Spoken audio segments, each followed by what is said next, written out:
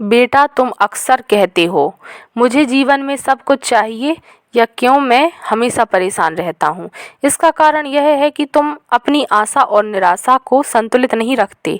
अगर तुम हमेशा उम्मीद में रहोगे तो निराशा बहुत जल्दी तुम्हें गिरा देगी।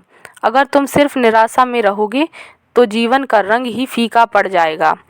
आशा तुम्हें आगे बढ़ने की ताकत देती है। तुम सोचो कि बिना उम्मीद के कोई कदम नहीं उठा सकता, लेकिन याद रखो, आशा का मतलब यह नहीं कि तुम्हें हमेशा सब कुछ मिल जाएगा।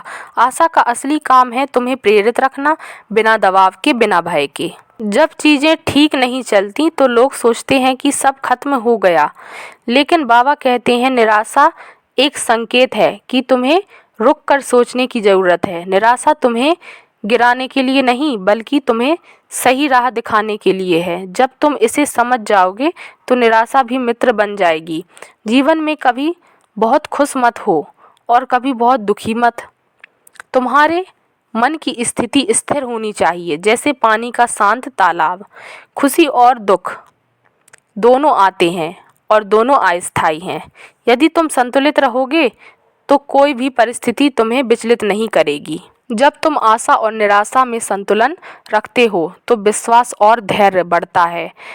विश्वास यह है कि सब ठीक होगा, भले अभी अंधेरा क्यों ना हो। धैर्य यह है कि तुम समय पर सही निर्णय लेते हो, बिना जल्दबाजी किए। इन दो चीज़ों के बिना जीवन में स्थिरता नहीं आ सकती। तुम अकेले नहीं हो, हर इंसान आशा और निराशा के बीच झूलता है।